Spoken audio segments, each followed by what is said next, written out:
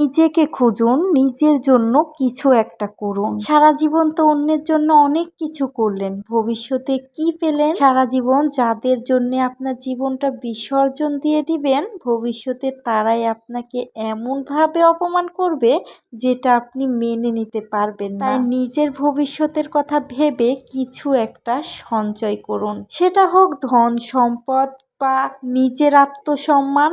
এই স্বার্থপর দুনিয়াতে বেঁচে থাকার জন্য এই দুটি জিনিসের অনেক প্রয়োজন। এই দুটি জিনিস ছাড়া আপনি একেবারেই শূন্য। উদাহরণস্বরূপ একটি গল্প শুনে আসি। এক মায়ের দুইটি ছেলে। বড় ছেলে প্রবাসী। বড় ছেলেটি প্রবাসে দিনকে রাত করে রাতকে দিন করে হাড় ভাঙ্গা খাটুনি করে টাকা ইনকাম করে, আর সে টাকা যখন পায় সেটা পুরোটাই তার মায়ের কাছে পাঠিয়ে দেয়। এমন ভাবে চলছিল তাদের সংসার। তার মা সে টাকা দিয়ে তাদের সংসার চালাতো এবং বড় একটি বিল্ডিং তুলেছে। তার মায়ের সংসার চলতো রাজার হালে। এইসব দেখে বড় ছেলেও ছিল অনেক খুশি। কিন্তু বড় ছেলে হঠাৎ একদিন শুনতে পেল সেই বিল্ডিংটা তার মা নাকি তার ছোট ভাইয়ের নামে দিয়ে দিছে। আচ্ছা, একবার ভাবুন তো, বড় ছেলেটির জায়গাতে যদি আপনি থাকতেন তাহলে কি করতেন? কিন্তু অবাক করা বিষয়, বড় ছেলেটি শান্ত মাথায় সুন্দরভাবে তার মাকে জিজ্ঞেস করলো, মা তুমি এটা কি করলে? মা বলল, আমি বেঁচে থাকতে থাকতে আমার ছোট ছেলের ভবিষ্যৎটা করে দিয়ে গেলাম। বড় ছেলে এটা শুনে বলল, তাহলে আমার ভবিষ্যৎটা কি মা? মা বলল, বাড়ির পেছনে একটি পুকুর আছে, ওইটাই তোমার ভবিষ্যৎ। যে ছেলেটি 10 বছর ধরে বিদেশে খাটুনি করে একটি বিল্ডিং তুলল, তার ভবিষ্যৎটাই নাকি পড়ে থাকলো একটা পুকুরে।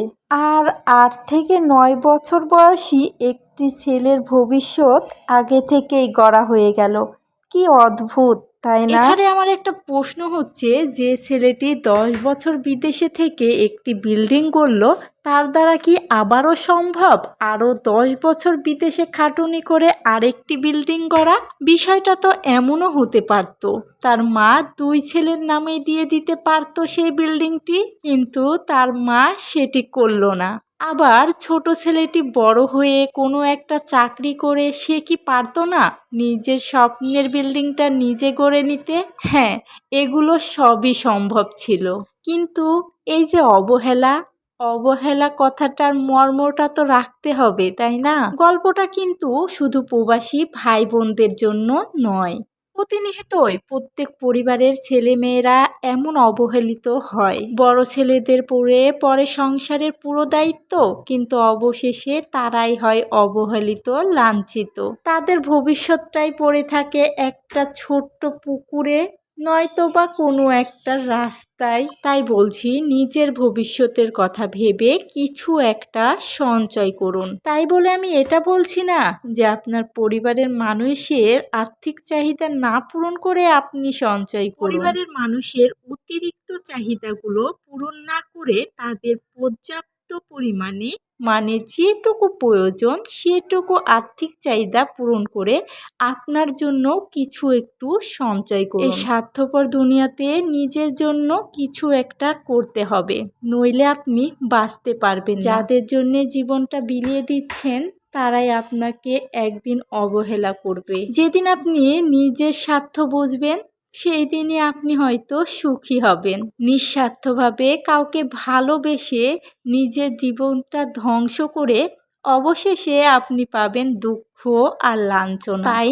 নিজেকে খুঁজে বের করুন, নিজের ভবিষ্যতের কথা ভেবে কিছু সঞ্চয় করুন, দেখবেন সেই দিনই আপনি হবেন সুখী।